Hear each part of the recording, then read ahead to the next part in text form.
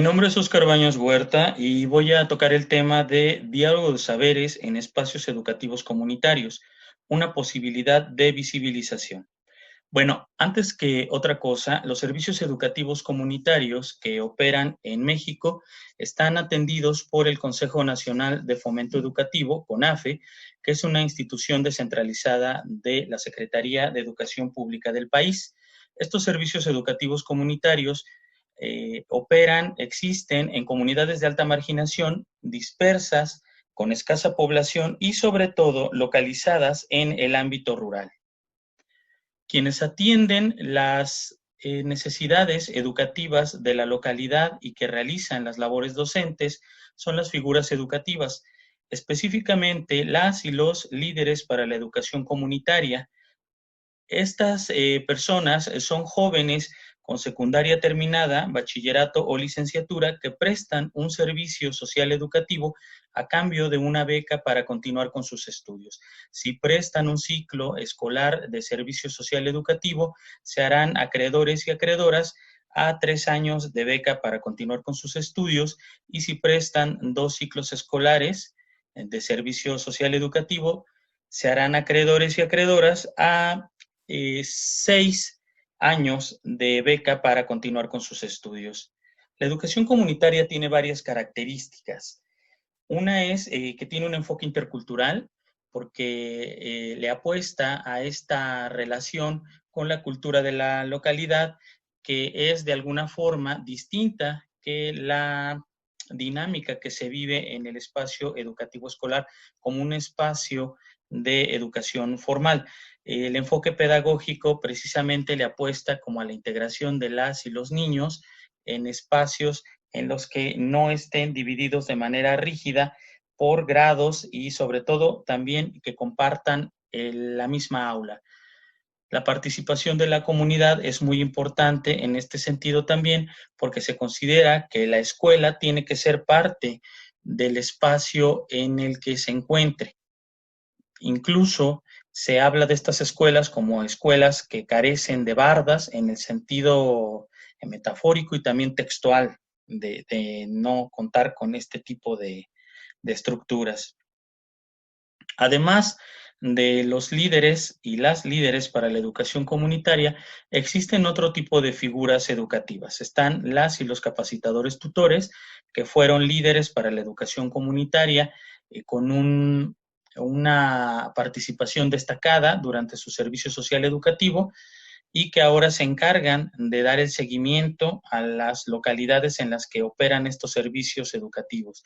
Y también existen asistentes educativos que son encargadas y encargados sobre todo de identificar a las niñas y niños con necesidades educativas especiales y canalizarlos a las instituciones pertinentes para su atención y acompañamiento.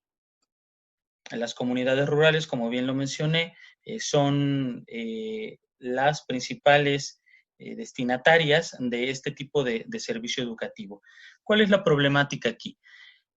En los servicios educativos comunitarios opera el currículum oficial, o sea, la intención es lograr el perfil de egreso y los aprendizajes esperados correspondientes al currículum oficial. Sin embargo, en ocasiones este currículum no considera los saberes tradicionales, sobre todo no los considera estos saberes tradicionales o comunitarios que son construidos desde la localidad.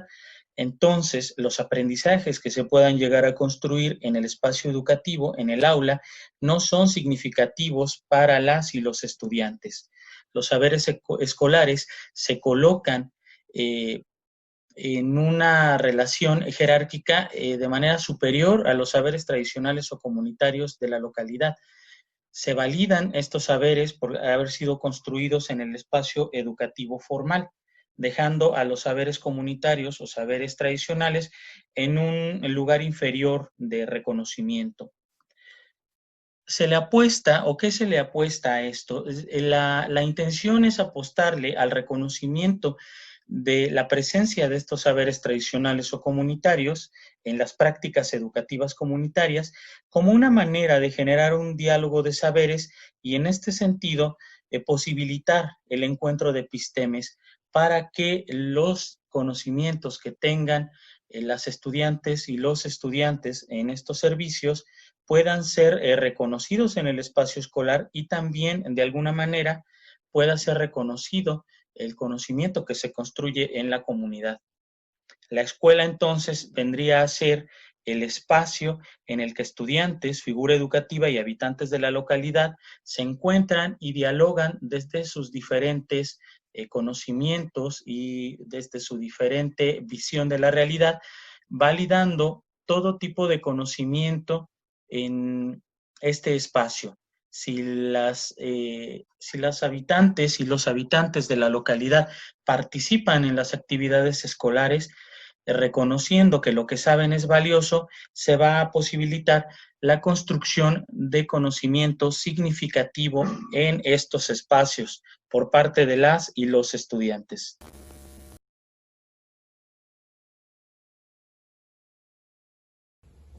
La música es un componente fundamental de la cultura y del comportamiento humano.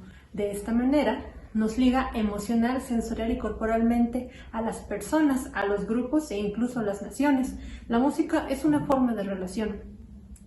El mundo globalizado, tal cual como lo estamos viviendo en las últimas décadas, ha ido desvaneciendo fronteras geográficas sin reconocer las potencialidades culturales. Autores como Charabati 2013 y Diez y Mateos 2014 analizan que frente a este panorama ya no se puede ignorar que vivimos en un mundo caracterizado por la diversidad en el que conviven las culturas del mundo. El trabajo sobre las actitudes y valores interculturales que involucra el proceso de enseñanza-aprendizaje musical se convierte en un proceso educativo intercultural con el mismo peso tanto en lo cognitivo como en lo social. Esta afirmación corresponde a diferentes investigaciones como la de Pérez Aldiguer 2013 y Bernabé 2012 sobre cómo la música desarrolla en el ser humano habilidades cognitivas, afectivas y psicomotoras, así también como un lenguaje universal de comunicación entre los pueblos. Desde las diferentes teorías, me gustaría abordar primeramente a Howard Gardner, quien en 1983 presentó la teoría sobre las inteligencias múltiples y refiriéndose particularmente a la inteligencia musical, donde analiza que todos los cerebros humanos están adaptados para hacer música. De esta manera, la música es la única que se relaciona con las demás inteligencias. Dentro de las habilidades que potencia son las matemáticas, el aprendizaje de un lenguaje con la lectoescritura musical, las habilidades personales e intrapersonales que tiene que ver con el aprendizaje de un instrumento musical y los ensambles musicales, de manera que las inteligencias se ponen en marcha. Trabajos como el de Drosser 2012 nos dice que todos los seres humanos nacemos músicos. Es importante señalar que no se está hablando de que alguien se dedique a la música profesionalmente, sino de las interacciones que su aprendizaje desarrolla en el cerebro humano. Jas Simmel 2003, en su libro sobre estudios psicológicos y etnológicos sobre música, nos habla de que la música es una forma de ser con otros, la considera un componente fundamental de la cultura y del comportamiento humano. La música es una forma de relación en la que se reflejan todas las dimensiones del ser humano, física, emocional, vivencial y cognitiva, de manera que, desde esta concepción, la música está estrechamente relacionada con el desarrollo de las competencias interculturales, pues se reconoce la cultura para comprender y visibilizar al otro, desde una comprensión de diversidad musical que necesariamente implica conocer, comprender, apreciar y valorar críticamente las diferentes manifestaciones culturales y artísticas. Existen proyectos en todo el mundo que comprenden la educación musical y el desarrollo del proceso intercultural. Para este caso, referiré a algunos desarrollados en México, específicamente en el estado de Oaxaca, y su amplia conformación de bandas de aliento infantiles y juveniles, donde se aprende música haciendo música, tales como el Centro de Integración Social número 8 en Songocho, Sierra de Juárez, donde los niños estudian la educación básica a la par de la clase de música como pilar fundamental dentro de su desarrollo, convirtiéndose en una experiencia educativa indígena ejemplar. El Centro de Iniciación Musical de Oaxaca, el Centro de Capacitación Musical y Desarrollo de la Cultura Mije en Santa María Tlahuitoltepec.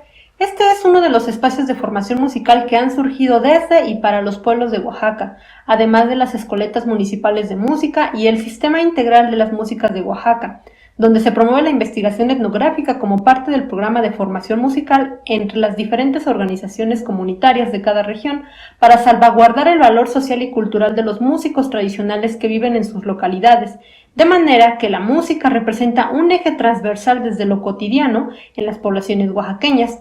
Estos ejemplos demuestran la capacidad de las poblaciones indígenas como alternativa sustentable de educación musical, inclusión social y paz. Dentro de la Agenda de Seúl de los Objetivos para el Desarrollo de la Educación Artística de la UNESCO, estos velan por una educación artística que sea accesible, esencial y sostenible en el tiempo, de gran calidad educativa desde su concepción hasta su ejecución, una contribución para solucionar problemas sociales y culturales actuales. Así, la UNESCO ampara que la educación artística conforme los criterios que establece la Declaración Universal de los Derechos Humanos, de modo que su acceso debe de ser universal e inalienable. La enseñanza musical en el mundo en los diferentes centros escolares no es fácil. Drossers 2012 señala que bajo los estándares del Programa de la Evaluación Internacional de los Estudiantes, gira en torno a ejes de formación específicos. Los jóvenes deben de salir preparados para hacer frente a las situaciones y desafíos que les plantea la sociedad actual.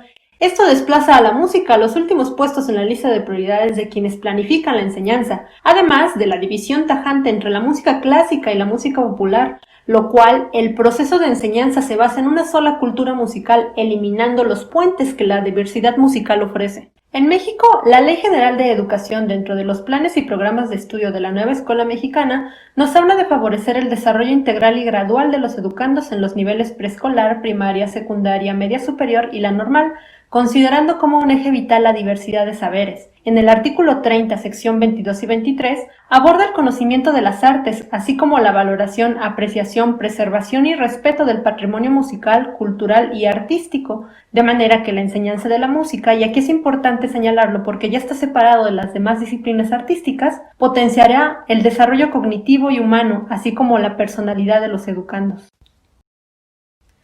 En correlación con los principios de las competencias interculturales desarrolladas a través de la clase de música, según la revisión bibliográfica, se consideran buenas prácticas docentes interculturales a través de la música. Proporciona novedad e interés al mostrar un acercamiento significativo con las personas desde sus capitales musicales individuales, es decir, los diferentes géneros musicales con el que cada alumno cuenta. De esta manera se puede aportar elementos importantes al descubrimiento del otro. Desde la influencia que tiene la educación musical en el desarrollo intercultural, se relaciona por un lado con el conocimiento general sobre las culturas y en otro sentido tiene que ver con las habilidades enfocadas en los 4 pilares del conocimiento que orienta la UNESCO, que son el aprender a conocer, aprender a ser, aprender a ser, aprender a vivir con los demás. De manera que me gustaría terminar con la reflexión de que si bien, como se ha presentado, la música potencia entre muchas habilidades cognitivas, también la transmisión de valores, dota a los estudiantes de un repertorio musical diverso, fomenta la creatividad, ayuda también a la construcción del entendimiento entre culturas. Los ejemplos de educación musical presentados en Oaxaca nos da cuenta de las alternativas de acceso musical que tienen los niños y jóvenes en situación de exclusión social. Habría que repensar de ella como una herramienta de gran utilidad para el desarrollo de las competencias interculturales, para acercarse a la enseñanza, práctica y goce de la música en la educación integral de todas las personas. Hola, mi nombre es Alejandra Islas Enciso, soy estudiante de la Maestría en Ciencias de la Educación de la Universidad Autónoma del Estado de Hidalgo. En esta ocasión vamos a platicar sobre competencias interculturales dentro de la escuela multigrado. La obra de Paulo Freire, titulada Pedagogía del oprimido, está dedicada a los desarrapados del mundo y a quienes descubriéndose en ellos, con ellos sufren y con ellos luchan. La visión crítica que tiene el autor sobre la función emancipadora que debería cumplir la educación hace que todos o casi todos entremos en esta dedicatoria, por lo menos alguna vez, en algún momento de nuestro andar, por reconocernos como diferentes y tener a lo diferente por amenaza, situación que es necesario repensar para dar lugar a la convivencia en un marco de respeto y aprecio por el otro, donde todos y todas alcancemos esa educación verdadera a la que nos convida Freire en un sentido de transformación. En este intento por destacar los atributos de la diversidad para la educación, se retoma el contexto de las aulas multigrado, diversas por naturaleza, y sus oportunidades para el desarrollo de competencias interculturales. Por mucho tiempo, la diversidad fue vista como una amenaza, utilizada como argumento de la intolerancia y la discriminación, sin ver la riqueza y oportunidades que ofrece para el desarrollo de todos los individuos, enfoque que hoy es promovido desde la política, la cultura y la educación. Al respecto del último campo, Besalú afirma que educar a partir del otro es el nuevo paradigma educativo y que la apertura al otro es una dimensión fundamental de toda persona libre y sana. Sin embargo, sabemos que esta postura tiene implícitos varios retos, sobre todo el de la praxis, es decir, transitar del qué al cómo.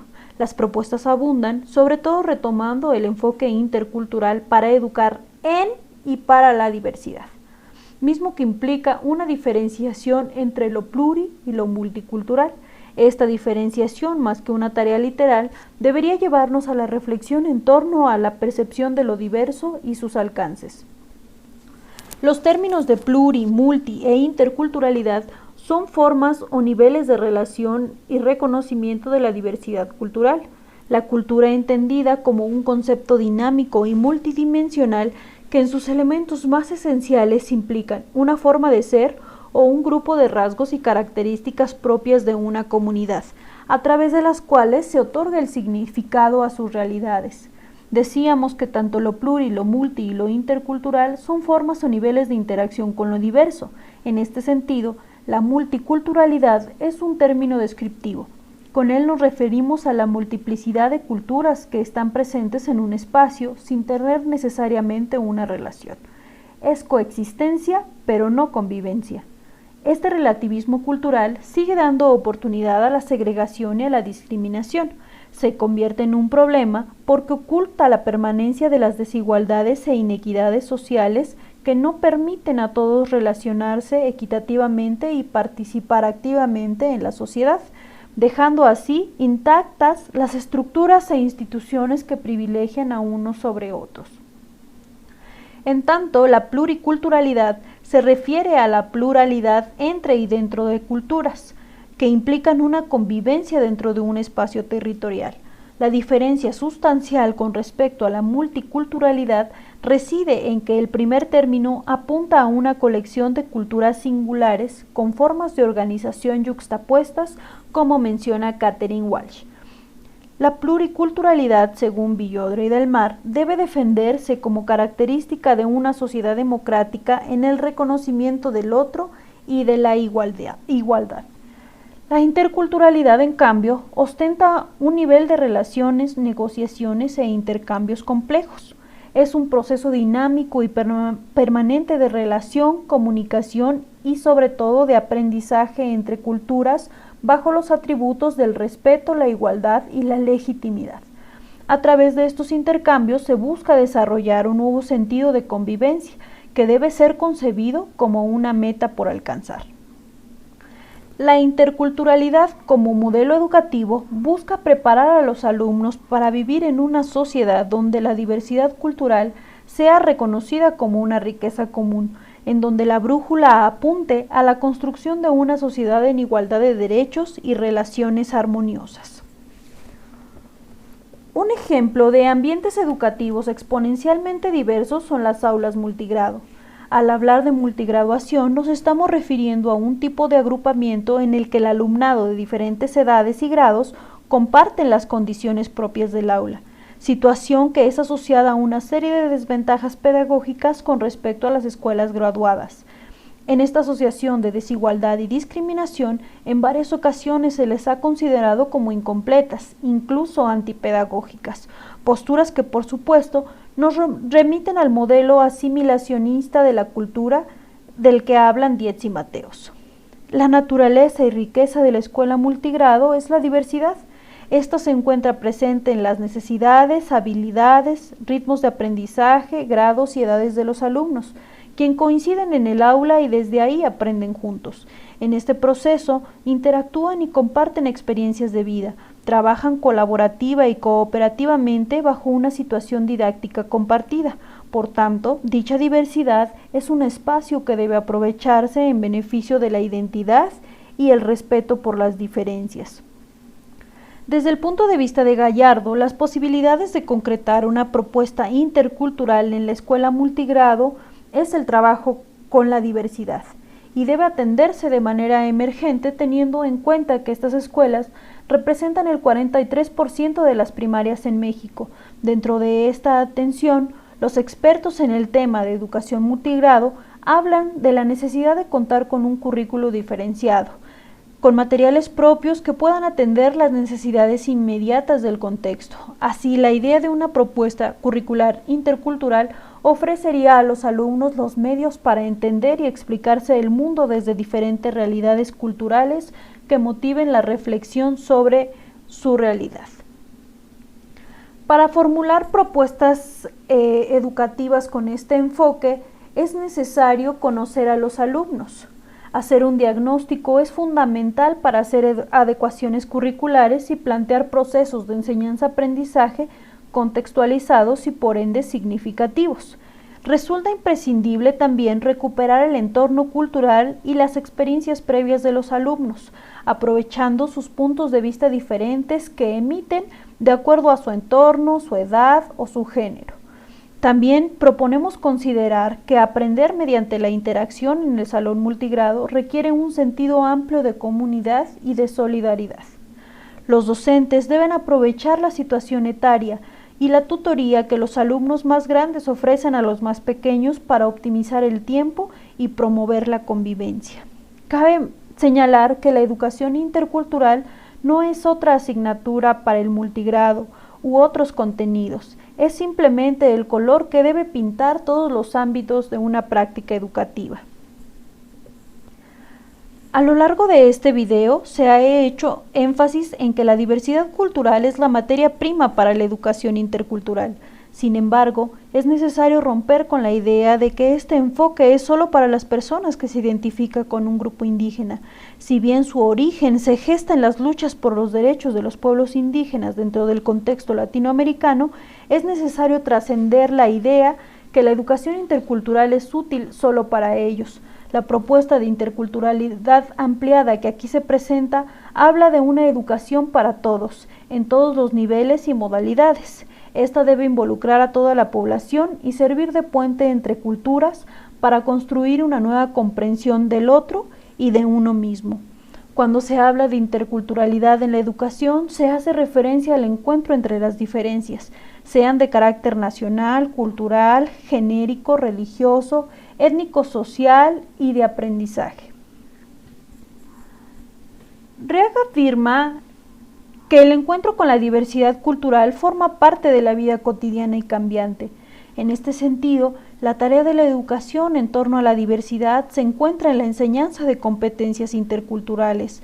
Esto es cambiar la perspectiva para que los alumnos tengan la capacidad de saber ubicarse en situaciones de diversidad cultural y poder actuar asertivamente.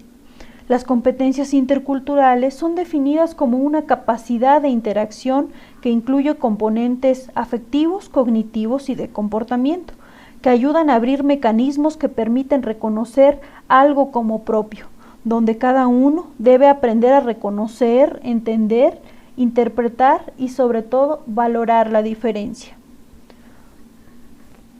Como algunas reflexiones finales podemos mencionar que la oportunidad de concretar los ideales educativos de igualdad, equidad, niveles de logro y convivencia dentro de un contexto por mucho tiempo relegado y abandonado, como es la escuela multigrado, está en resaltar los beneficios de la diversidad que ostenta por naturaleza. Para lograrlo, se ha de utilizar el enfoque intercultural en la educación y a partir de ello, desarrollar competencias interculturales en los alumnos, considerando que estas competencias tienen componentes de afecto, de cognición y de comportamiento. Aunque la interculturalidad sigue siendo una meta por alcanzar, esta encuentra su materialización en la sinergia de docentes, padres de familia y comunidad, pues al reconocer la diversidad como un atributo para el aprendizaje y sus múltiples beneficios para la vida social, podremos, como dice Freire, dejar de ser los desarrapados del mundo para convertirnos en personas libres, sin opresores ni oprimidos. Muchas gracias.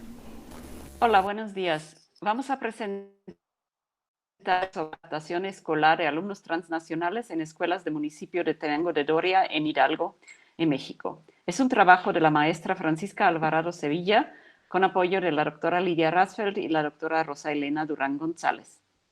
Desde el 2008 a la fecha se ha agudizado la situación problemática de las familias migrantes. Debido a la crisis económica, un control fronterizo con los Estados Unidos cada vez más fuerte y una política migratoria mucho más acentuado han llevado a que muchas familias mexicanas regresan de Estados Unidos a México y con ello los alumnos regresan a las escuelas mexicanas. Los hijos de los migrantes que han estado naciendo en Estados Unidos o que han estado viviendo desde chiquito en Estados Unidos, ahorita de repente tienen que regresar a México y insertarse en el ámbito escolar mexicano. Eso conlleva no solamente problemáticas administrativas en los trámites, porque pues una boleta estadounidense, ingresar aquí a México a la escuela, pues obviamente es un trámite administrativo un poquito engorroso, sino también significa rupturas pedagógicas y lingüísticas para los alumnos, en el sentido de que ellos están acostumbrados a trabajar bajo un modelo pedagógico de enseñanza-aprendizaje un tanto distinto en Estados Unidos y que además han estado utilizando el inglés como su idioma de enseñanza y el español solamente en sus familias. Las diferencias culturales que ellos traen también Pocanes, yendo en contextos muy distintos a lo que sería Tenango de Doria aquí en Hidalgo. Y obviamente ellos mismos están en un primer lugar como alumnos invisibles en las escuelas de Tenango de Doria. Nadie los identifica porque por papel ellos sí son mexicanos, tienen un pasaporte mexicano, tienen un acta de nacimiento mexicano. Entonces nadie se da cuenta de que ellos son alumnos con un background diferente, con una cultura distinta, con costumbres un tanto diferentes. Entonces, este proyecto llevado a cabo el año pasado, se propuso analizar desde las percepciones de estos mismos alumnos migrantes transnacionales su proceso de adaptación escolar en las escuelas públicas de educación básica en el municipio de Tenango de Doria, para conocer en viva voz de sus problemáticas y sus necesidades. Derivado de este objetivo, el marco teórico que nosotros utilizamos para realizar la investigación fue a través del interaccionismo simbólico desde una perspectiva ecológica. Esto considerando la interacción que los alumnos tienen en los diferentes entornos en los cuales ellos están desarrollando, por lo cual consideramos el modelo ecológico de desarrollo de Bronfenbrenner, que identifica 4 entornos, los cuales pues tienen que ver con este proceso de adaptación: el entorno individual, el entorno escolar, el entorno sociocultural y el entorno familiar. El marco metodológico a través del cual se trabajó fue por un enfoque cualitativo, y el contexto en el cual se desarrolló la investigación es este municipio, el cual es considerado de población indígena, ya que se habla el idioma otomí y tiene una alta intensidad migratoria, así como una alta marginación.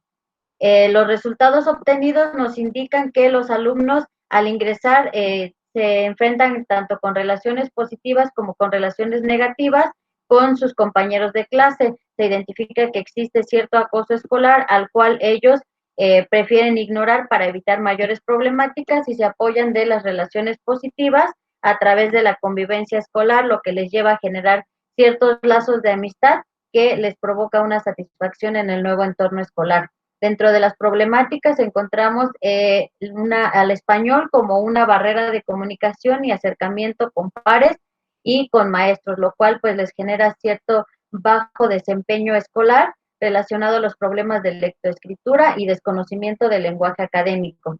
En lo que se refiere al idioma otomí, no representó ningún problema, ya que sus compañeros también hablan el español. Sin embargo, se identifica cierto rechazo a este idioma por parte de los alumnos transnacionales. En cuanto al entorno escolar, no se identifica problemática en cuanto al acceso a las escuelas, ya que se cumple con el derecho a la educación y ellos pueden ingresar sin ningún problema. En cuanto al proceso de enseñanza-aprendizaje, se identifica que estos alumnos prefieren la forma de enseñanza de las escuelas de Estados Unidos, ya que llegan a estas escuelas mexicanas por cierta inseguridad. Sin embargo, con el paso del tiempo logran superar y mejorar sus resultados académicos. En cuanto a la opinión sobre las escuelas, se identifica cierta preferencia a las escuelas de Estados Unidos, principalmente por su infraestructura relacionada a las áreas de juego, áreas de cómputo con las cuales ellos pues no cuentan en México. Sin embargo, en cuanto a la satisfacción escolar, se obtiene una opinión positiva a este nuevo entorno, ya que ellos identifican que han tenido logros académicos, ya tienen amistades y se sienten aceptados en nuestro nuevo entorno, ya que tienen mayor seguridad en relación a las escuelas de Estados Unidos. En cuanto al entorno sociocultural, se identifica que ellos a su llegada tienen un total desconocimiento de las costumbres y tradiciones, las cuales son fomentadas desde la propia escuela, por lo tanto representan cierta problemática al no poder participar ellos en estas actividades. En el ambiente sociocultural, ellos tienen una mayor apreciación al ambiente de Tenango de Doria, ya que tienen mayor libertad, lo que les ha generar mayores amistades y mejores y más estrechas. En cuanto a las características y composición familiar relacionadas a este entorno, se identifican ciertas causas que provocaron el retorno, las cuales fueron problemáticas familiares, que fueron enfermedad o muerte de algún familiar. También se identifica que en su mayoría ellos tienen familiares cercanos viviendo en Estados Unidos, lo cual nos da a entender que existe una posibilidad de que ellos tengan mayor movilidad entre ambos países. Estos resultados nos permiten identificar que ellos han logrado una adaptación escolar exitosa, ya que han logrado superar estas situaciones estresantes y se sienten pues ya aceptados en el nuevo entorno, lo cual, de acuerdo con el modelo ecológico de desarrollo de Bronfenbrenner, ha sucedido una transición ecológica, es decir, a pesar de que ellos han sufrido modificaciones en sus condiciones ambientales, han logrado una acomodación mutua en el nuevo entorno a partir de su propia reorganización desde sus percepciones y generando acciones que les han ayudado a lograr esta adaptación. Sin embargo, sigue habiendo ciertas necesidades por parte de ellos dirigido a las escuelas, como son, por ejemplo, generar más dinámicas de inclusión, un reconocimiento de sus prácticas de expresión social y cultural, de lo que ellos traen de Estados Unidos a la llegada a la nueva escuela, y generar estrategias de convivencia intercultural entre ellos y los grupos de niños que son originarios de Tenango para generar condiciones de equidad y lograr así una permanencia exitosa de estos niños en la escuela, su desempeño académico. Estas son las referencias utilizadas. Agradecemos mucho su atención. Los valores en jóvenes de origen indígena, pérdida de su identidad. Un trabajo que presenta Ana Reina Escamilla Martínez en colaboración con la doctora Rosa Elena Durán González, ambas con nacionalidad mexicana. Uno de los fines de la educación y también de la Agenda 2030 es reducir la desigualdad entre los países. Para ello, se puso bajo la lupa a los jóvenes estudiantes de secundaria quienes poseen raíces indígenas y que es necesario visualizar cómo se desenvuelven en un contexto rodeado de situaciones inmediatas, novedosas, el consumismo, es decir, por la globalización. Como objetivo, se propuso analizar bajo qué valores rigen sus conductas los jóvenes de origen indígena, quienes están en la etapa de búsqueda y construcción de su identidad. Ellos son estudiantes de una telesecundaria en la comunidad de Sanctorum. Esta comunidad está ubicada en el municipio de Atotonilco el Grande, en el estado de Hidalgo, México. En México aún enfrentamos discriminación cultural, principalmente con la población de origen indígena. El problema se ha enfatizado por procesos de globalización. La globalización corresponde a la corriente económica capitalista. Se encuentra en el sistema estructural, creando una dinámica de consumismo que orilla al individualismo con valores utilitarios, es decir, que las personas aprecian objetos y ponen especial atención en la homogeneidad. Hay cierto rechazo o se señala a lo que es diferente. El problema es que la globalización bombardea a los entornos urbanos y rurales. Otra parte de la problemática es que la formación básica a nivel secundaria estipula planes, programas de estudio y todas las asignaturas en la lengua de español. Debido a ello, los alumnos jóvenes quienes están en la construcción o búsqueda de su identidad va conformándola con valores alejados de su cultura y de su lengua materna. ¿Será que no continúan aprendiendo su lengua otomí porque no les resulta de gran utilidad? O quizá porque piensan que si hablan esta lengua recibirán alguna discriminación. Acerca del contexto, los jóvenes estudiantes de origen indígena cuyos padres hablan lengua otomí en sus hogares y entre sus familiares. Ellos se encuentran matriculados en la Escuela Telesecundaria 683. La modalidad de la telesecundaria se refiere a que los estudiantes reciben las clases por televisión. Hay un profesor frente a grupo que lleva todas las asignaturas y bueno, pues va fungiendo el papel de guía o de facilitador. La escuela telesecundaria es pública y se encuentra ubicada en Sanctorum, a 13 kilómetros del municipio de Atotonilco, en el estado de Hidalgo, México.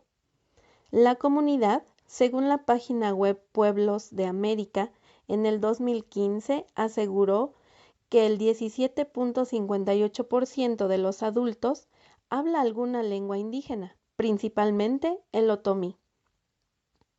El alumnado lo integran 27 alumnos y alumnas, de los cuales 10 de ellos entienden el otomí, pero no lo hablan. Solamente un alumno de los 27 entiende la lengua y también la habla. Es una telesecundaria multigrado. Un profesor atiende el tercer grado y la dirección, mientras que la profesora atiende los grupos de primero y segundo.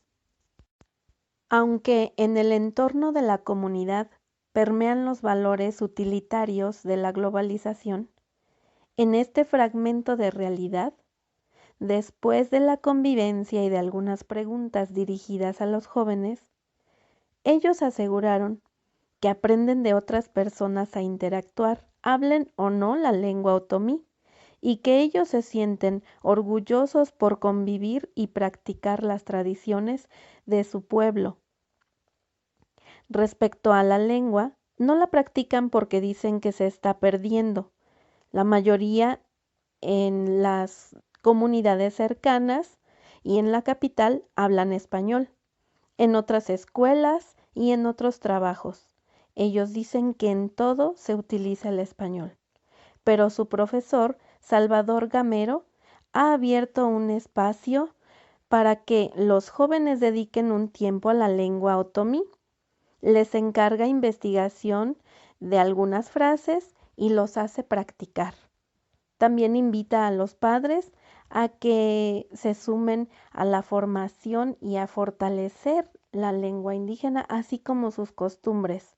Ellos están formando parte de este pequeño proyecto que se esperan grandes resultados. Se apreció por medio del análisis que los valores que llevan a la práctica los jóvenes de origen indígena son principalmente el respeto a sus familiares, a su lengua, a sus tradiciones. Ellos son solidarios, cooperativos y se muestra la unidad. Todo esto da cuenta de que están fortaleciendo su identidad mediante la formación de la educación secundaria y la participación de la familia, incluyendo, claro, a la comunidad. La Agenda 2030 tendría el compromiso de que las personas en poblaciones vulnerables tengan la protección social y el acceso a servicios esenciales.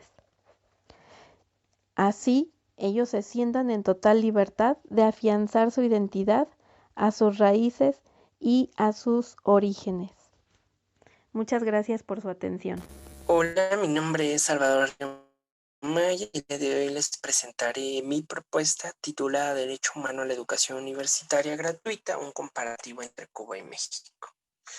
Entre las cosas que están en este video, bueno, es donde surge el estudio y el motivo por el cual surge el estudio es hace un año realicé una estancia académica en Cuba y ahí me doy cuenta que la educación superior, los posgrados, pues son gratuitos, ¿no? Esto me sorprende demasiado, sobre todo en comparación en México, que solo 2 de cada 10 jóvenes ingresan a la educación universitaria, ¿no? Entonces, desde ahí veo que hay una brecha importante, pero una brecha importante en donde la gratuidad juega un papel a mi juicio como decisivo, ¿no? En el acceso, y es así que lleva a cuestionar cuál debe ser el papel del Estado en la garantía del derecho humano a la educación universitaria gratuita, y para lo cual, bueno, se recuperan una serie de documentos jurídicos internacionales a fin de dar como el fundamento. Todo esto, bueno, se hace con la necesidad de impulsar políticas educativas que ayuden a garantizar el derecho humano a la educación universitaria gratuita en México.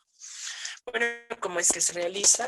Utilizamos el método comparativo y buscamos algunas similitudes y disimilitudes que hay en ambos países y que nos centramos específicamente en la educación superior y a través de análisis de datos históricos de política educativa, pues es que vamos viendo cuáles son como las estrategias que ha impulsado cada país para ir avanzando en este derecho humano. También vemos que el derecho a la educación superior es un elemento clave en el mejoramiento de las sociedades y desde ahí pues nos gustaría que este estudio estaría abonando a la mejora del sistema educativo en México. Para esto, bueno, se hace necesario abordar qué es lo que entendemos por derechos humanos y retomamos una concepción que da el Comité Cerezo, que es una organización de México, y nos dice que son una serie de condiciones materiales necesarias para el goce de una vida social digna y que, bueno, son el resultado de histórico de prácticas concretas. Entonces, desde acá vemos que se necesita para que los derechos humanos sean una realidad que se impulse en condiciones materiales. ¿Y cómo es que pensamos el impulso de estas condiciones materiales? Bueno, pues a través de la política educativa. ¿Y cómo pensamos esta política educativa? Bueno, la pensamos con apego a los principios de los derechos humanos de universalidad, progresividad, interdependencia e indivisibilidad, que estos, ¿no? Nos marcan parámetros bajo los cuales hay que estar haciendo observancia de los derechos humanos. Por su parte, la universalidad nos establece que estos deben acceder todas y todos. La progresividad nos habla de que tienen que avanzar constantemente y la necesidad de los estados parte para crear medidas legislativas que permitan este avance. La interdependencia e indivisibilidad que nos habla de que estos no pueden ser vistos por separado, sino que tienen que ser vistos en conjunto.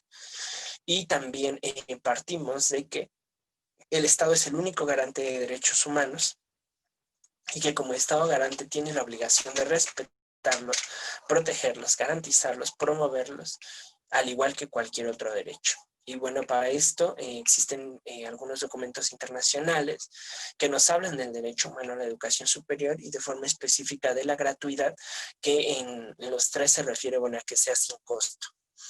Y en cada uno de estos documentos pues establece cómo es que se tiene que llevar a cabo, ¿no? Por su parte, la Declaración Universal de los Derechos Humanos pues nos dice que tiene que haber un acceso para todas y todos. El Pacto Internacional de los Derechos Económicos, Sociales y Culturales nos dice que debe avanzar de forma progresiva y el Objetivo de Desarrollo Sostenible nos marca que debe avanzar de forma progresiva y también bajo este principio de universalidad, ¿no? Es así que vemos que estos documentos pues se encuentran apegados a estos principios y establecen obligaciones a los estados parte para que esto avance. Es así que vamos a hacer un análisis de cada país y bueno, vamos a empezar por la educación superior en Cuba y vemos cómo está avanzado de manera progresiva desde el triunfo de la Revolución Cubana, ¿no? Y entonces a partir de la Revolución Cubana se establece la gratuidad de todo el sistema educativo, no solo de la educación universitaria, y a través de un decreto de la Ley de Nacionalización de la Enseñanza, bueno, pues es que se notan algunos avances como ya más específicos en materia de política educativa a nivel universitario, pues se trazan líneas, ¿no? Y entre ellas es que todas las personas deben poder acceder a esta y se estableció un sistema nacional de becas, una reforma universitaria y también, bueno, se reconoce que es el Estado el responsable de administrar y gestionar todos los centros educativos. Entonces, lo que pasa es que el Estado cubano, bueno, se encarga de estarlos impulsando, de estarlos fortaleciendo. También, bueno, pues es que el que impulsa la investigación, ¿no? Y uno de los recientes avances, pues ha estado en 2017 con un proceso que se le llamó la municipalización de las instituciones de educación superior, que justo consiste en que haya universidades en cada cabecera, en las diferentes provincias del país, que permite justo acercar a las diferentes personas, pues la educación superior y también pues la investigación, ¿no? Porque permite la creación de grupos de investigación en cada provincia. Además, con esto nos lleva a ver que la educación superior en Cuba es vista como un derecho humano que se garantiza desde la gratuidad, ¿no? En todos los niveles educativos. No existen los centros privados y, bueno, la basan en los valores sociales y, sobre todo, en que dé respuesta a las necesidades sociales que presenta. Bueno, y en México, en los avances y fechas que se han localizado, bueno, surge 1950 la Asociación Nacional de Universidades e Instituciones de Educación Superior ANUYES, ¿no? Que es una organización no gubernamental y que se ha encargado de dar dar observancia, ¿no? A toda la política educativa en materia de educación superior. También en 1970 hay avances en la política educativa y se crea el Consejo Nacional de Educación de Ciencia y Tecnología, el CONACYT, y además hay un proceso de expansión. También para 2010-2011 vemos como 30% de los jóvenes entre 19 y 23 años pues son los que acceden a las instituciones de educación superior, ¿no? Entonces vemos cómo hay un desfase, cómo hay una brecha y que también, bueno, se impulsó la educación a distancia, pero esta solo permitió que 1 de cada 10 estudiantes pudieran acceder. También algo que es importante mencionar es que en materia legislativa en México el derecho humano a la educación superior no se integra de forma explícita en el orden constitucional, pues en el artículo 3 solo se establece la gratuidad de los niveles básicos de primaria, secundaria y preparatoria y en relación al sistema universitario solo se dice que se deberá promover y atender. Es así que uno de los notables avances en esta materia, pues es que en 2009, a raíz de la Ley de Educación, pues ya se menciona que se debe garantizar la educación gratuita en todos los niveles, incluidos por el nivel universitario. Sin embargo, en las búsquedas que se realizaron, solo se localiza un intento hecho de parte de México, y es a través de una universidad digital, que es totalmente gratuita. Es así que vemos que México, a comparación de Cuba, pues aún enfrenta graves problemas en el acceso a la educación universitaria, en donde la gratuidad pues aún está lejos de poder ser una realidad. Y aunque, claro, existe ya una iniciativa en el país, bueno, pues solo hay una para todo el país y que esto invita a la creación de política educativa que la refuerce. Y bueno, entre las conclusiones del estudio, vemos que se ha dado un avance progresivo a diferentes ritmos en cada uno de los países, en donde destaca la política educativa de gratuidad de Cuba, que materializada en este derecho humano de acceso a todas y todos, pues se ha dado a través de acciones y programas, ¿no? Además de esta ley que ya se mencionó. También se ha buscado garantizar el derecho humano a la educación superior con apego a los principios de universalidad, progresividad, interdependencia e indivisibilidad, aunque es preciso mencionar que en México aún no todas y todos pueden acceder, ni hay avances progresivos, ¿no? Aunque vemos claro que ha avanzado la política educativa, pues aún falta mucho por realizar. Y también vemos que esto implica pues remover obstáculos de orden económico y social, ¿no? Donde la gratuidad pues es uno de ellos y que al ser gratuita pues permita a las y los jóvenes poder ingresar a ella. También algo que es importante mencionar es que los estados deben reconocer su compromiso para que las personas puedan acceder de forma gratuita a la educación superior y promover la constante calidad y pertinencia de estas y la creación de grupos de investigación. También algo que me es preciso mencionar es que este estudio no trata de identificar qué país es mejor en materia de educación y en política educativa, solo tratamos de mirar cuáles han sido esas políticas educativas que han funcionado en otros países, en este caso Cuba, que han permitido el acceso gratuito a la educación universitaria y que permiten que el derecho humano a la educación sea una realidad.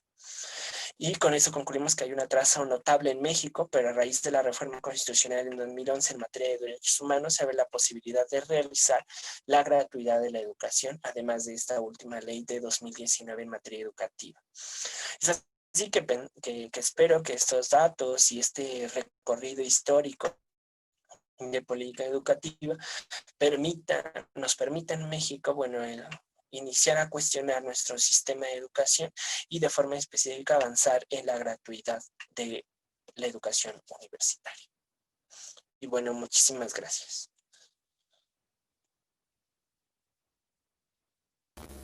Un cordial saludo a todos. Mi nombre es Diana Vilés Amperio, soy estudiante de la especialidad en docencia de la Universidad Autónoma del Estado de Hidalgo. La directora de este proyecto de investigación es la doctora Roselena Durán González, profesora investigadora de la misma casa de estudios. El título de este proyecto de investigación es La enseñanza del dibujo como estrategia para desarrollar competencias socioemocionales en la educación artística no especializada. Esto me parece fundamental de abordar, ya que el arte y la cultura son estrategias, herramientas que se han convertido en medios de difusión muy cercanos a los derechos humanos, ya que el arte y la cultura están estrechamente ligados al desarrollo de empatía en los individuos. Pues la empatía es una de las competencias socioemocionales que vamos adquiriendo a través del tiempo y de nuestra formación, y lo cual nos sirve para crear un futuro más digno a favor de todo nuestro colectivo. El planteamiento del problema de este proyecto de investigación expone 6 puntos que me parecen importantes de considerar, sobre todo situándolos en una balanza sobre la expectativa y la realidad. Por ejemplo, podemos comenzar presentando que los planes de estudio, la currícula, los modelos educativos propuestos por instituciones tanto de educación pública como educación privada se están orientando a partir del modelo educativo 2017, al menos en México, con los lineamientos de los aprendizajes clave hacia la construcción de un aprendizaje significativo que esté más orientado en las competencias blandas para que los educandos puedan sensibilizarse e interactuar de mejor manera, pero de la realidad que vemos sobre estos planes de estudios es que pocas veces son aplicados las estrategias adecuadas para conseguir estos objetivos e incluso para abordar dichos contenidos, que tiene que ver en este problema para que se puedan ejecutar correctamente. Mucho de esto tiene que ver el perfil docente, que es el punto 2, que en algunos casos no es el adecuado, e incluso aunque la formación sea como artistas, la manera en la que ellos abordan los procesos de enseñanza no es la adecuada para sensibilizar a los alumnos a través de estrategias como la enseñanza de las artes, sino más orientadas hacia un proceso de construcción de imágenes en un sentido de habilidades técnicas, de reproducción de la realidad. En este planteamiento también es importante recalcar que se elige al dibujo como una herramienta para generar estrategias para desarrollar competencias socioemocionales, ya que el dibujo es una herramienta primigenia de expresión en el individuo, al igual que la expresión verbal y escrita, pero que también tiene una manera más subjetiva de salir, ya que no está condicionada a tantos códigos, sino que es una manera más libre de expresión.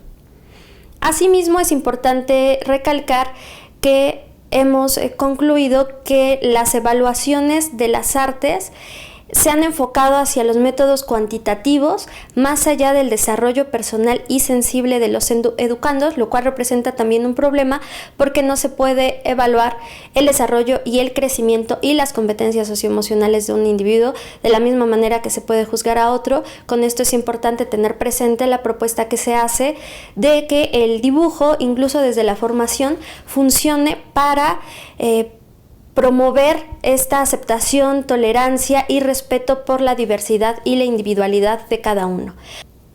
Los supuestos de investigación son dos. El primero es que la enseñanza del dibujo libre en la educación artística no especializada, como les comento, Turiñán al respecto menciona que la educación no especializada es aquella que no tiene como fin una licenciatura o un grado académico profesionalizante de las artes, sino que es una asignatura que se enseña en las escuelas con un objetivo transversal, que es el de sensibilizar a los educandos más allá de hacerlos reproducir técnicamente la realidad. El segundo supuesto es que el dibujo es una manera particular de estructurar la realidad, más que de expresar ideas o sentimientos. Es un proceso en el que aquello que percibimos del mundo entra, se procesa, se interpreta y se expresa. Al igual que los mensajes, entendiendo el dibujo como un lenguaje, el dibujo sería el mensaje y depende mucho de su creador y de los interlocutores sobre los distintos significados que se les puede atribuir y sobre todo dejando abierta la interpretación y respetando la diversidad de los creadores. En este caso serían los educandos, cuyo objetivo no será el realizar piezas artísticas terminadas, sino de expresar sus emociones para conocerse a sí mismos y también ser conscientes de los demás. El estado de la cuestión se divide en tres apartados. El primero es la educación artística. ¿Cuál es la relación entre artes y educación?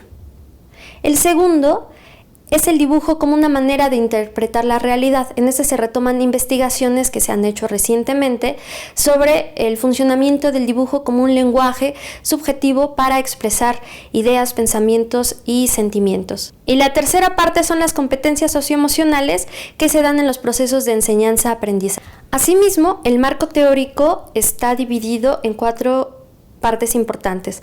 La primera es la educación artística, hacer un recuento sobre la relación entre las artes y educación desde algunas de las teorías pedagógicas más importantes a abordar, que son el constructivismo, la teoría sociocultural y el humanismo. La enseñanza y el aprendizaje del dibujo es el apartado 2 del marco teórico, enfocado sobre todo a una enseñanza libre en la cual los docentes funcionamos como mediadores entre estos lenguajes artísticos y la expresión del estudiante. Con la enseñanza del dibujo, lo que se pretende, al igual que la enseñanza de las artes en la educación básica, es sensibilizar a los educandos, no formar expertos en técnicas artísticas y mucho menos de reproducción.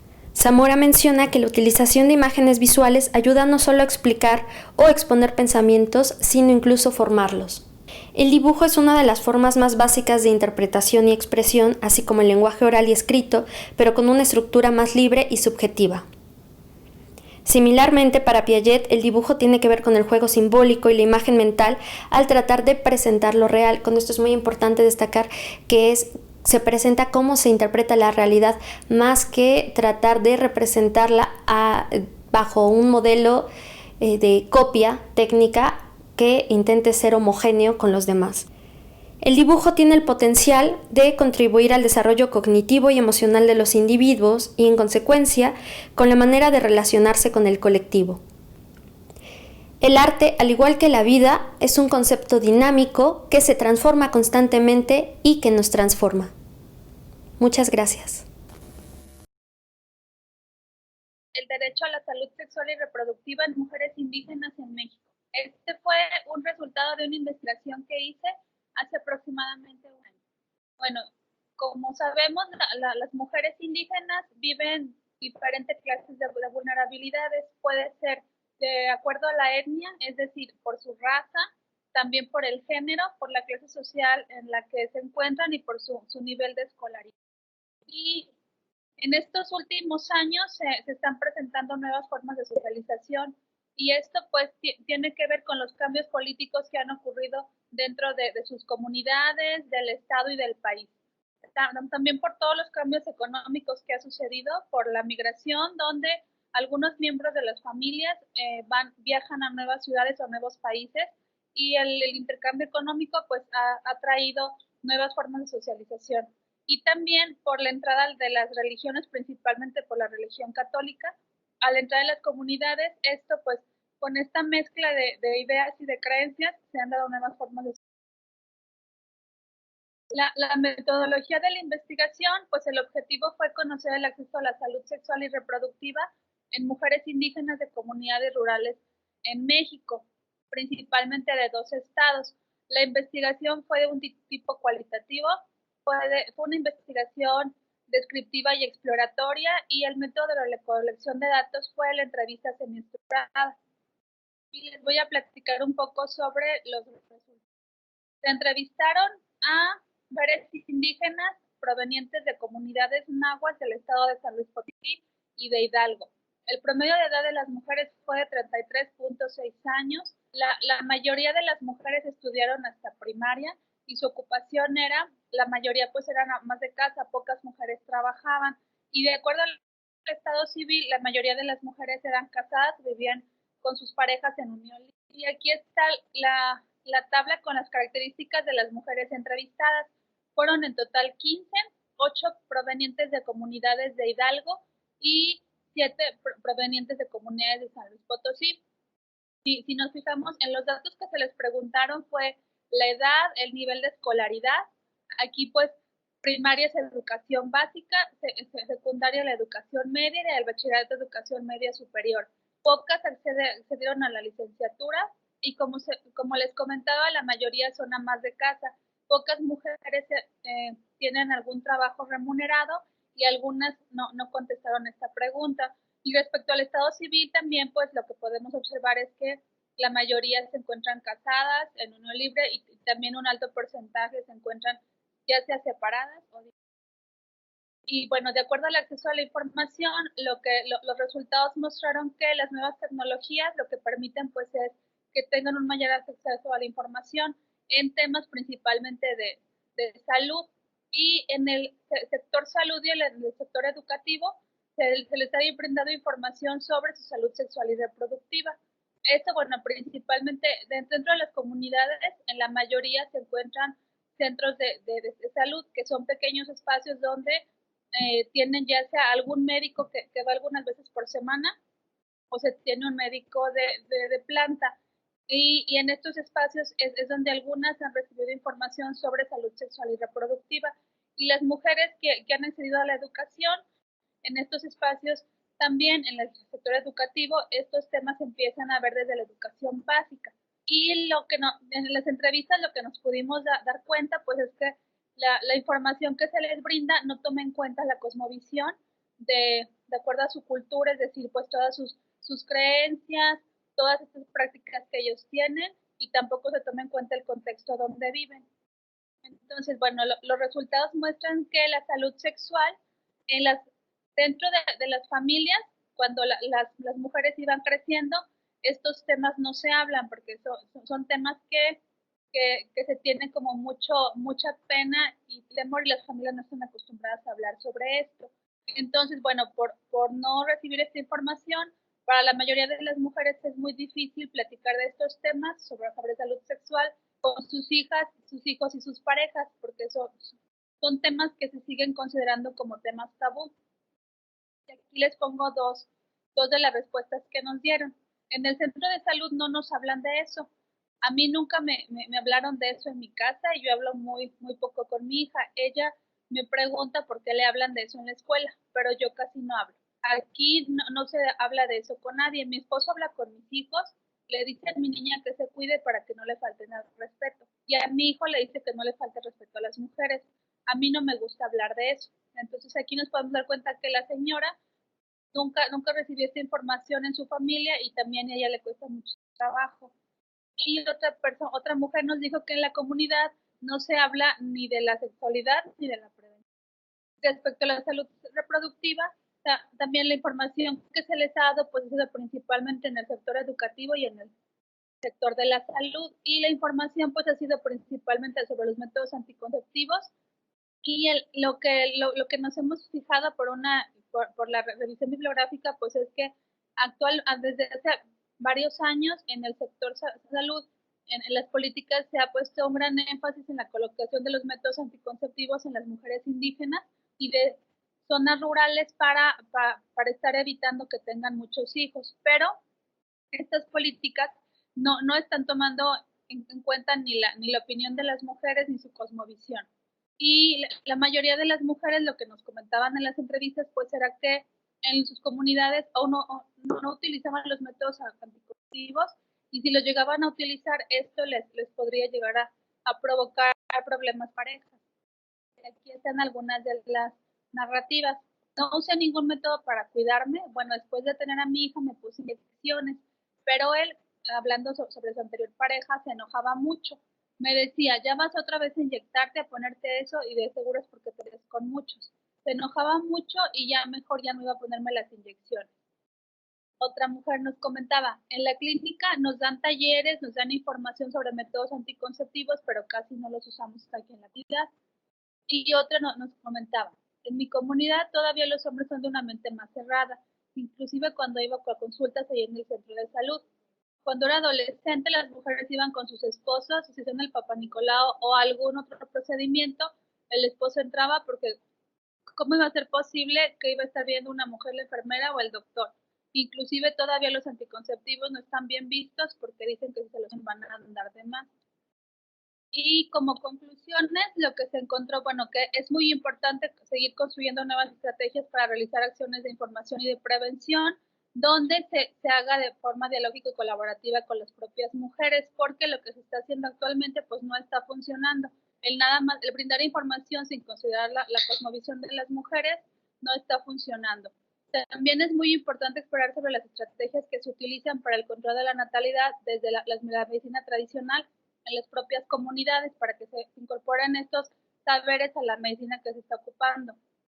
Y las estrategias de prevención que se recomienda, lo que se recomienda pues es que surjan de las propias mujeres para que ellas reafirmen sus propios saberes y se apropien de las estrategias que se consideran adecuadas de acuerdo a la cosmovisión, porque, bueno, como estábamos viendo, las políticas actuales del sector salud no están considerando sus creencias ni lo que ellas piensan, y esto pues está llevando a que las políticas y las estrategias que se están utilizando no estén funcionando de acuerdo a lo que ellos piensan. Entonces sí es muy importante estar construyendo un diálogo con las mujeres para que se puedan dar buenos resultados y realmente pues ellas tengan garantizado el derecho a la salud, tanto, bueno, principalmente la salud sexual y reproductiva, que es en la que nos enfocamos en el estudio. Y por parte de eso, les agradezco el tiempo de la exposición y espero que les sea de utilidad. Hola, soy la doctora Carla Salazar Serna, investigadora especialista en temas de resiliencia frente a violaciones graves de derechos humanos. Estoy muy contenta de compartir con ustedes a través del presente congreso con la ponencia Educar en Resiliencia, un proceso para reducir la vulnerabilidad psicosocial. Si me lo permiten, voy a dar lectura a mi ponencia. El COVID-19 ha evidenciado la poca o nula capacidad de muchas naciones para enfrentarlo. Los gobiernos y las instituciones están frente a retos inéditos que ponen a prueba su capacidad y dejan en evidencia una de las consecuencias emanadas de un modelo neoliberal, la desmantelación del estado del bienestar y en específico la desatención y la disminución de la inversión pública al sistema de salud.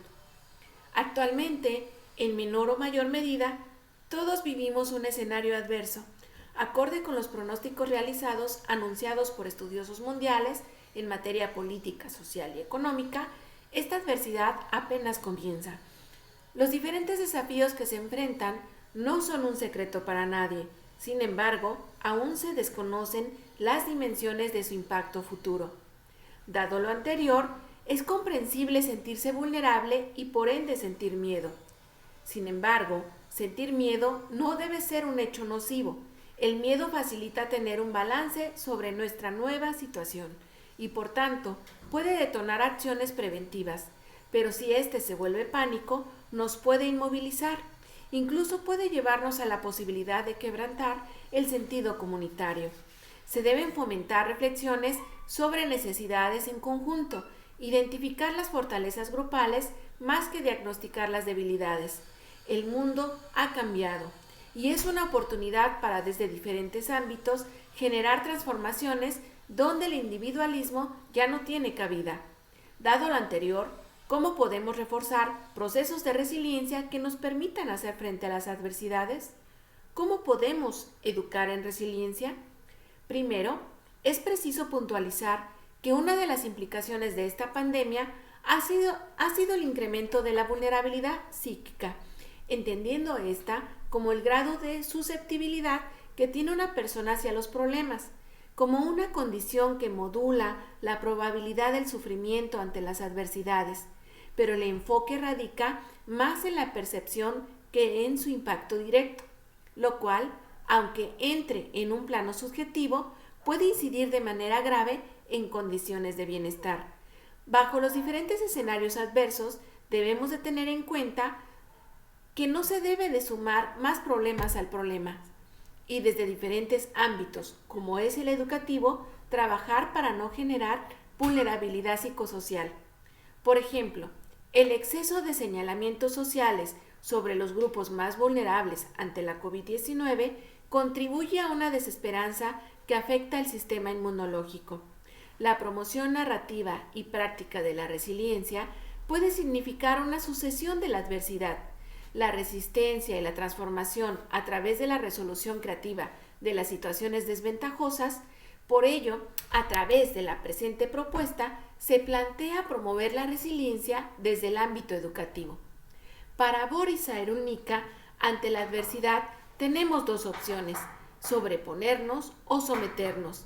Para sobreponernos es importante conocer y reconocer cuáles son los principales retos y obstáculos que se enfrentan. Hay que identificar cuáles son los problemas reales. Es preciso analizar los problemas de forma objetiva bajo el contexto individual y social que ha generado el COVID-19, para establecer estrategias de acción que permitan contrarrestar sus repercusiones. Se entiende que el desarrollo resiliente ocurre a través de un proceso de transformación, el cual permite cuestionar determinismos lineales asignados a quienes viven una situación adversa. Es decir, una desgracia no determina un destino, y esto es asumido por quien desarrolla la resiliencia. Es importante que como sociedad desarrollemos pensamientos optimistas como un hábito, creer en el ser humano, tener confianza en el sentido de humanidad, ver la vida como un proceso y reconocer la adversidad como parte del ciclo vital.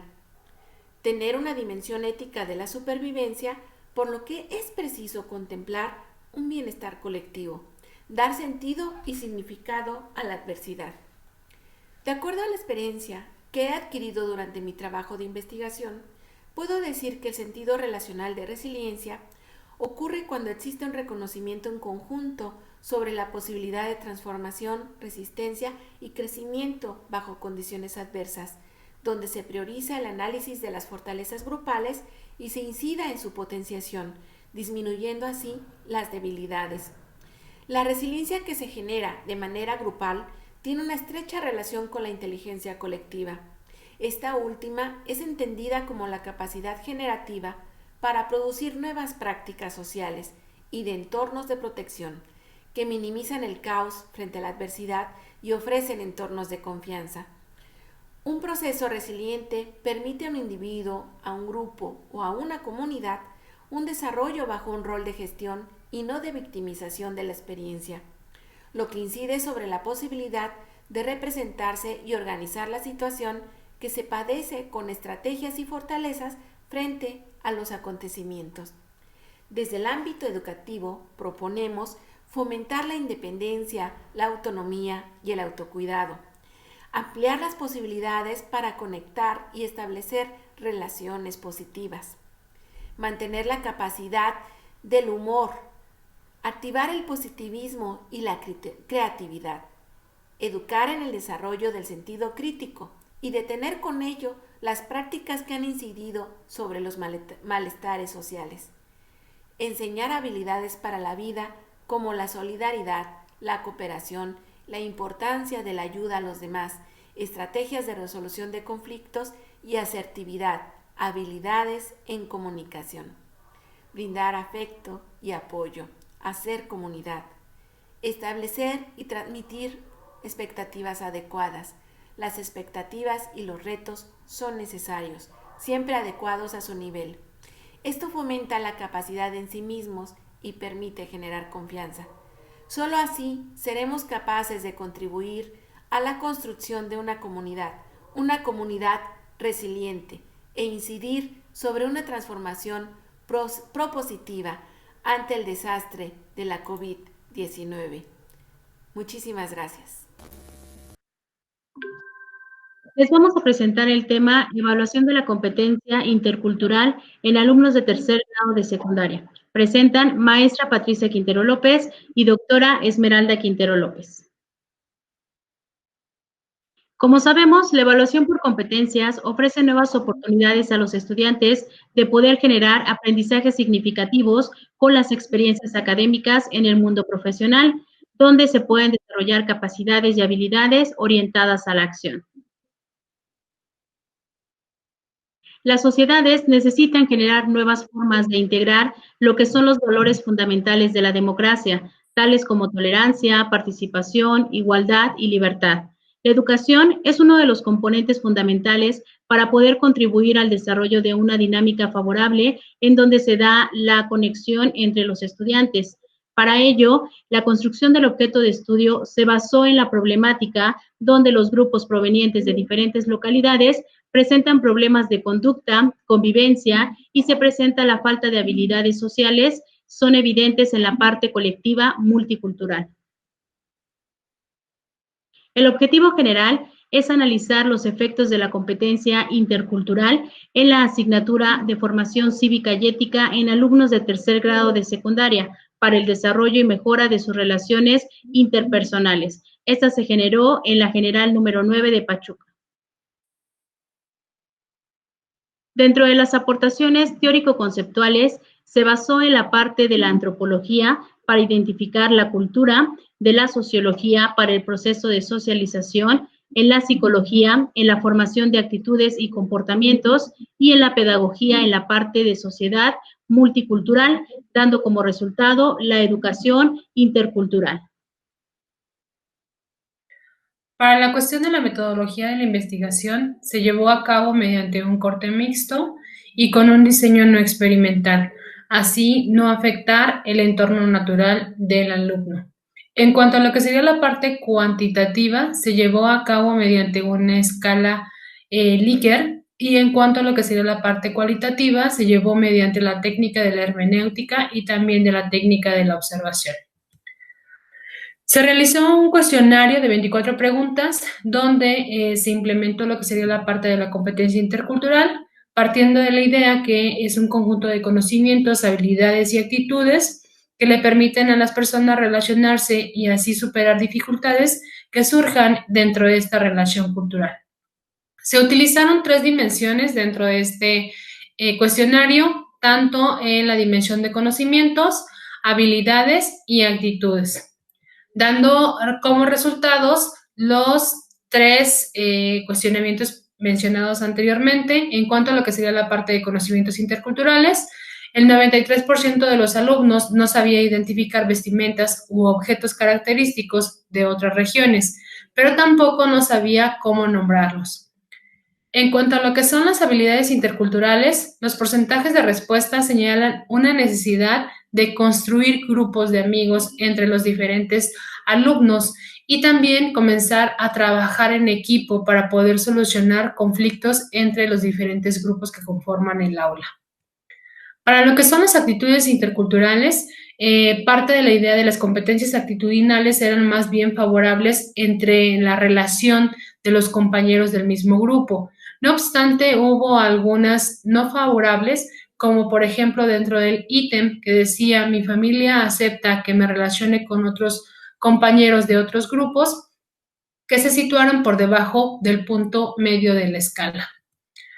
Para poder finalmente concluir con este tipo de investigación, nosotros nos basamos diciendo que el proceso educativo para poder construir conocimientos desde la perspectiva cultural se observa que no se desarrolla por completo, puesto que en algunas ocasiones no se comprenden las diversas formas de pensar de los demás y esto lleva a ser excluidos algunos alumnos dentro de los diferentes grupos que conforman el aula. Aquí también les ofrecemos lo que sería la bibliografía que se utilizó dentro de lo que sería la parte de la investigación y les damos las gracias por su atención.